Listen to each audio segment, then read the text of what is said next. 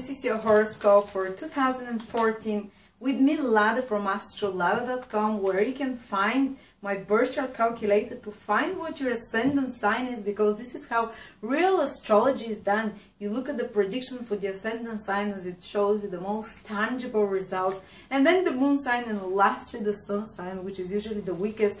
And sadly, pop astrology of the 20th century has made the sun sign the most popular one, but true astrology, which I want to teach you on, is based on ascendant sign, second on moon sign, and third on the sun sign.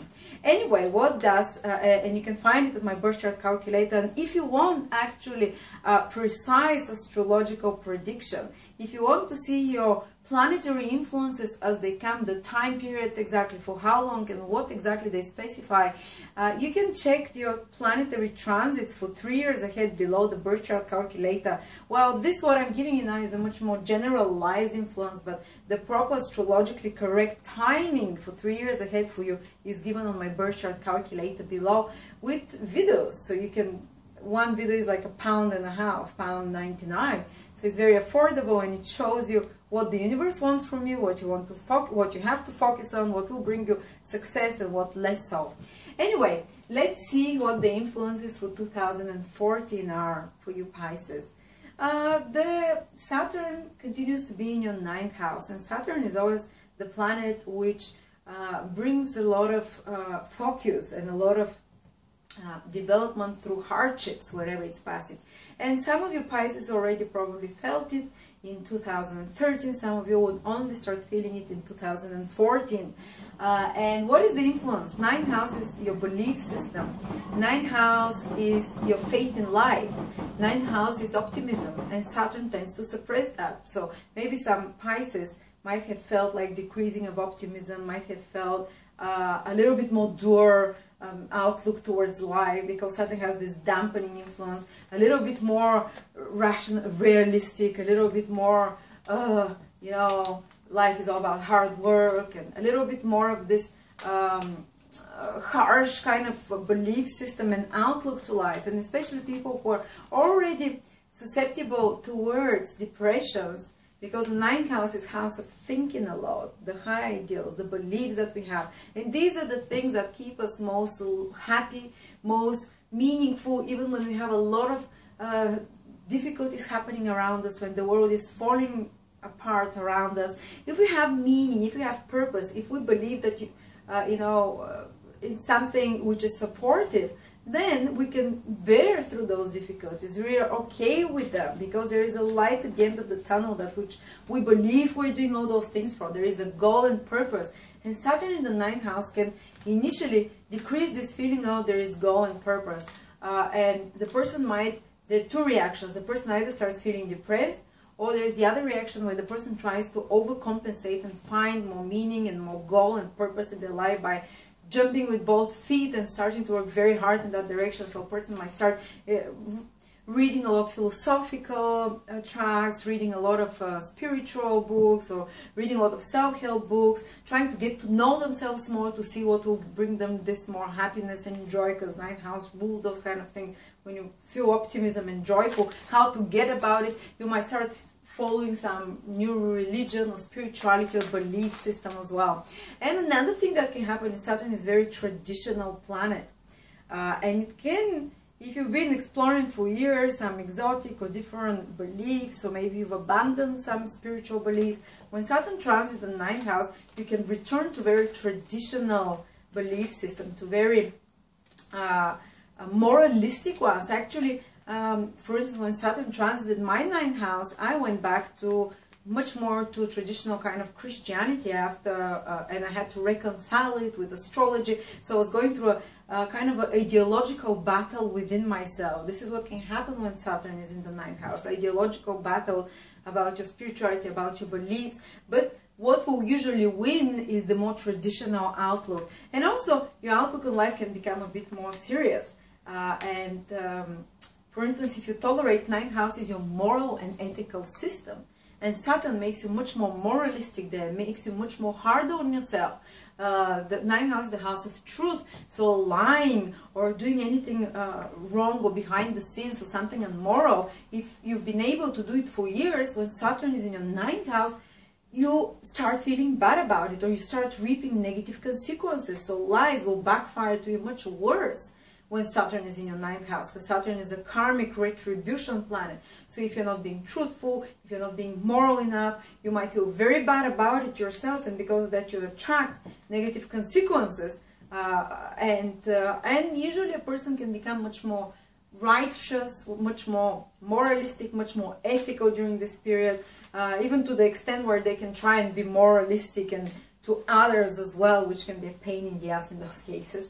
But I remember this happened for me last year when Saturn transited my 9th house, and it was, my God, I was, and I've been observing clients as well. I was so hard on myself, and you actually can become more moral, which is good.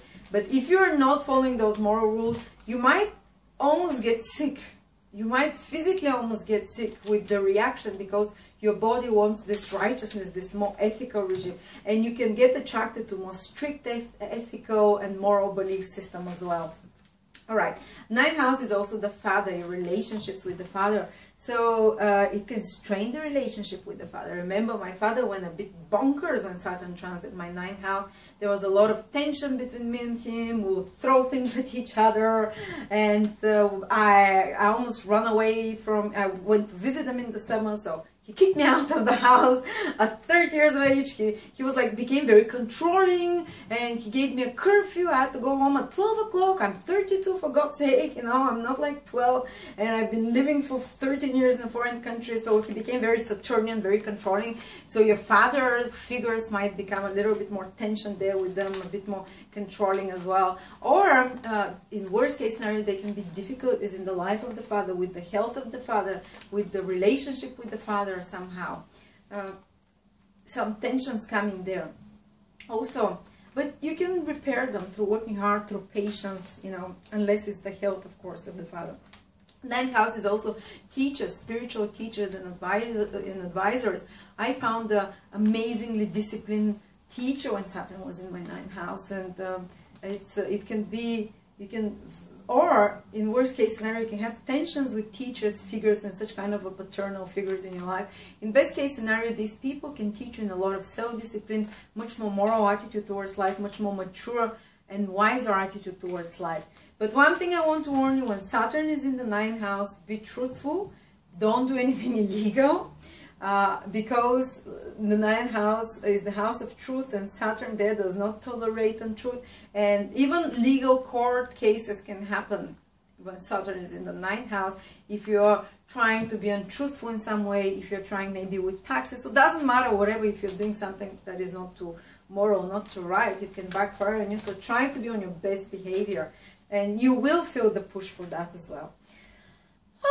Okay, higher education is 9th house, so people might have a lot of responsibilities of learning something, or some of them might start learning, maybe they start in 2013, some education, some degree. That is proving quite overwhelming sometimes, and but Saturn pays back only for hard work, so there can be no lucky breaks. If Saturn is transiting your 9th house and you're in university or at school, no cheating, everything you have to learn. If there are 20 topics that they can give you, you have to be prepared for all of them. You cannot rely on luck, only hard work pays. But if you work very hard, you can get great results in regards to higher education and learning something new. But it's going to be quite, if you're starting now a new school or some university, I'm warning you, it's going to be a lot of hard work. And you have to be very dedicated and disciplined in that area. And let's see, 9th house is travel, and Saturn is a planet of work.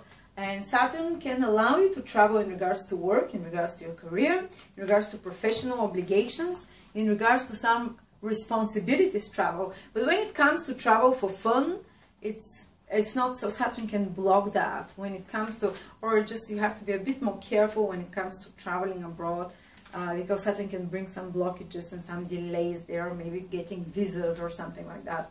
Now let's see Jupiter. Wherever Jupiter is, this is where we get most inspired, where things flow with ease, where things are easy, and where we get blessings from above, from God. And Jupiter is in your 5th house. I don't know if I'm showing it correctly.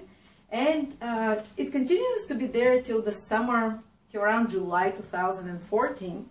And maybe some of you started noticing what I will tell about Jupiter in the 5th house from already in 2013.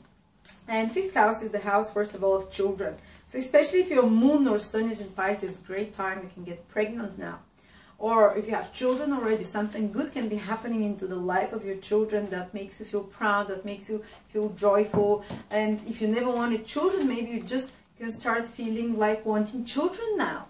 If before that you were not very maternal, those instincts can be awakened, or your liking towards children can be awakened, and this is the period when you can get pregnant, you can give birth, you can just feel much more predisposed toward children. Children can be a source of joy for you. 5th house is your creative project, just like children are part of our creative endeavors. So our creative projects, you become more ingenious, like brilliant. When Jupiter transit my 5th house a year ago, I was full of ideas for about 12 months, and I'm not the most creative of people, but all the time I had to be working with pen and paper because new ideas, creational, inspirational ideas were coming into my mind in regards to my business, and I was quite inventive, quite sparkly. The mind, the creative mind becomes quite, you become quite ingenious. Even if you're the dullest person in the world, somehow God removes like something from your head and you start feeling more inspired, like this divine inspiration artistically that you get.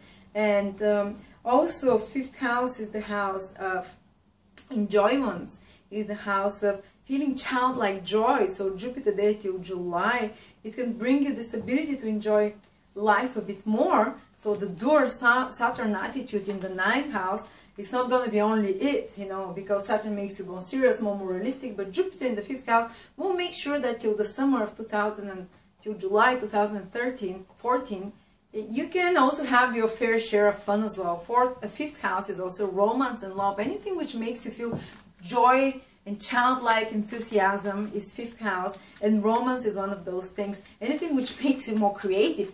And I become extremely creative when I'm in love. Like, I'll do things I'll never do for myself, or I'll draw cards and all, you know. So this is very much connected, love and creativity and spontaneity together. That's why when Jupiter is in the 5th house, romantic feelings can be stimulated and people can fall in love more. And when these are stimulated, people can make babies more, you know. And the creative juice is flowing around. Great time for falling in love. All right, let's see. And then from the middle of 2014, from July onwards, Jupiter moves into your 6th house.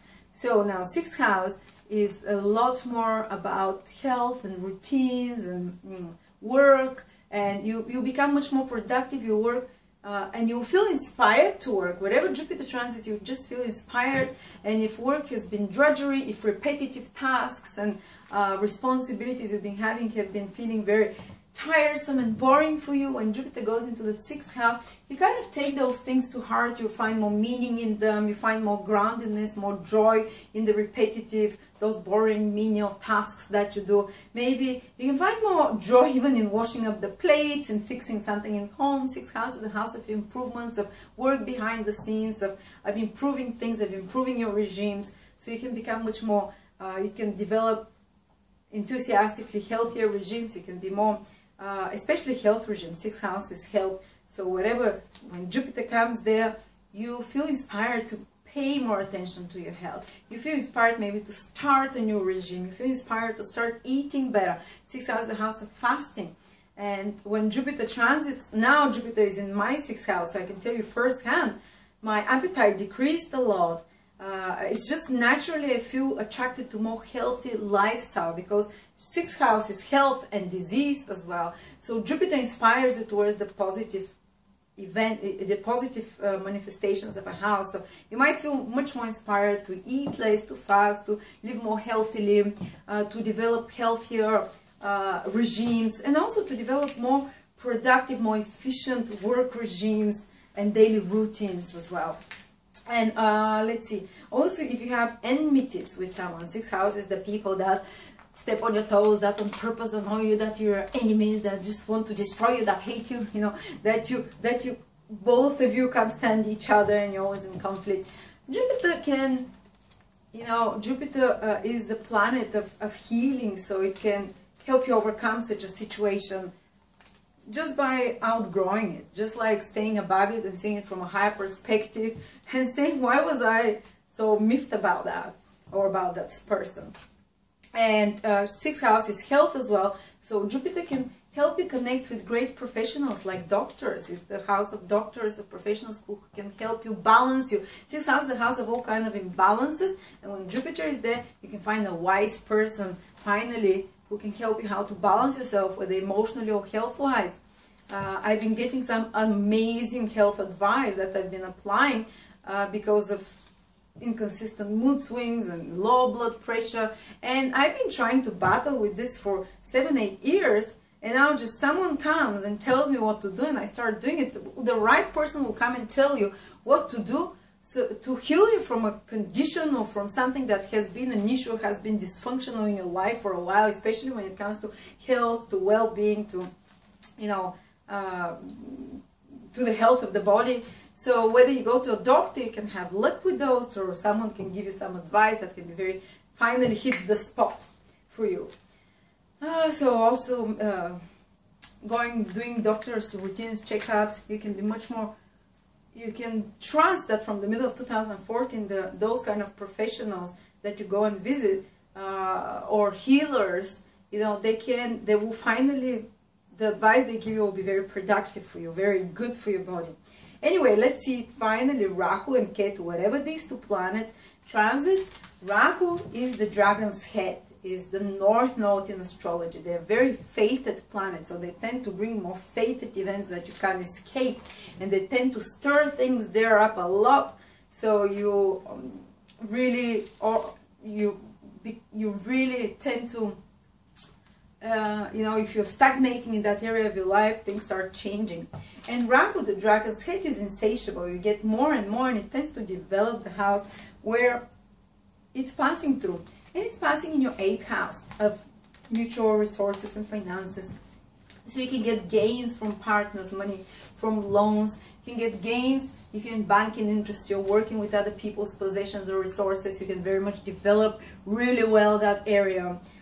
If your career is anyway connected to other people's resources, possessions, you'll very likely fare quite strongly there. Things will start developing. Or if you're faring in, what is it?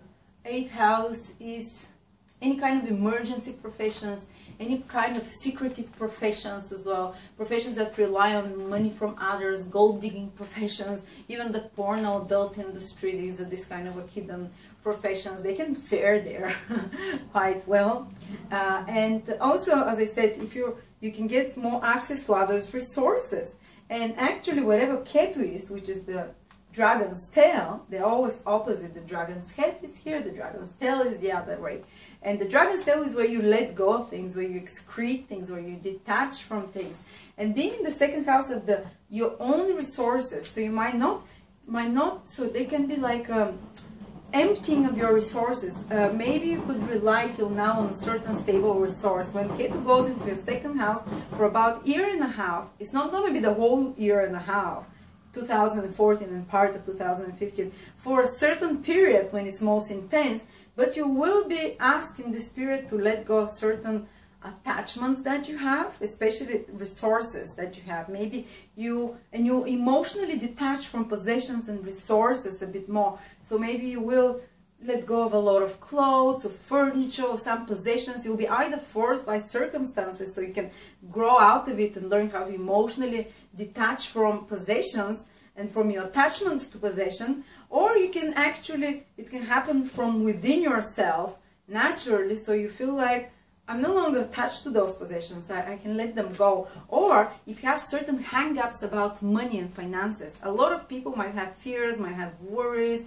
that come from past lives of poverty, you know. And when Ketu transits their 2nd house, they can, through psychological work or through spiritual work or through some sudden awakening, they can all of a sudden like something breaks in them, and they let go of those fears. They let go of those financial, maybe they've always felt worthless if they don't have enough money, or if they always felt less valuable. And this is the house of value, how much self-esteem and self-worth you feel. And usually people base it on how productive they're in life and how much resources they have and possess.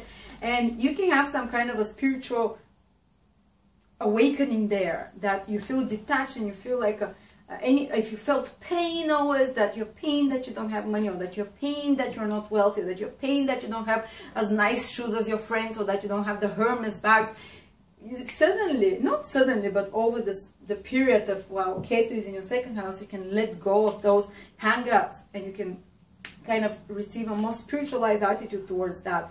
If you don't do it, if it doesn't happen this way, you might often will be, when Ketu is there, you can be forced to let go of certain financial attachments because and resources, because they're no longer available to you.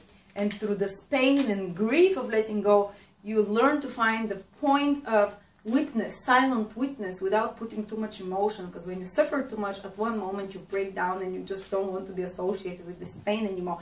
And Ketu, you're letting go of some things, but Ketu helps you, but you focus in the 8th house. So you might get a lot more help from other people, help from the resources of other people. You can get a lot more, you might not be able to rely so much on yourself financially, or you might have to let go of certain attachments, but you can receive other things from people, and you can help other people develop their own resources. This is great when Rahu is in the 8th house, helping others. If you're in a profession where you help others get more money, or develop their resources, or develop their own sense of value. It can be psychological. 8th house, the house of psychology as well, because you're helping other people improve their own value system, their own self-worth. So any kind of psychological work can be great if you're in any kind of such profession, or increase through other people's resources and finances. And also 8th house is the house of compulsions and obsessions, and is the faulty house, where we have most, let's say, things that have more control and power over us than we have over them. And Rahu, you might first increase those, like addictions, like desires for I don't know, drugs, alcohol, or maybe some compulsive, obsessive things that you do, or maybe some fears and phobias that you have. Rahu can really increase them at the beginning, can really, for maybe half of the time, make them so intense that you're able to actually, through the intensity of this strong desire, that is the 8th house, of this strong compulsion that has more power over you, whether it's a sexual desire, whether it's a sexual addiction or substance addiction, or maybe you're just obsessed to counting the stairs every day somewhere, and if you don't do it, you're afraid, I bet you're right, to annihilate the world, or that you'll die or something, you know, such kind of state. Rahu can really intensify them, but at the same time, reaching this breaking point where you can break through out of them on the other side. Reverse things. So this is one of the things that can happen. So anyway, thank you so much, Pisces. Neptune, so those of you who have their ascendant or their moon from around 4 till 9 degrees in Pisces, they're having Neptune transit. Or those of you who are born, I would say in the beginning of March, the first few days of March, and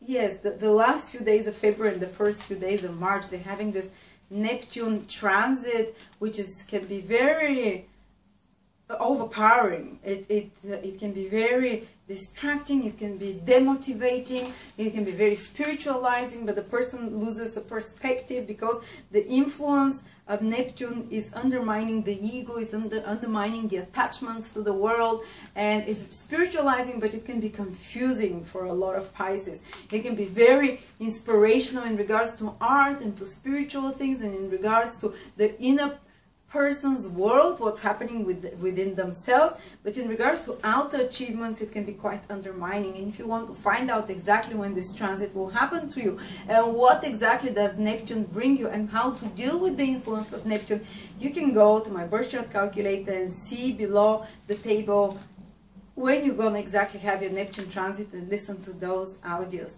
Thank you very much, Pisces, and I hope to get your feedback.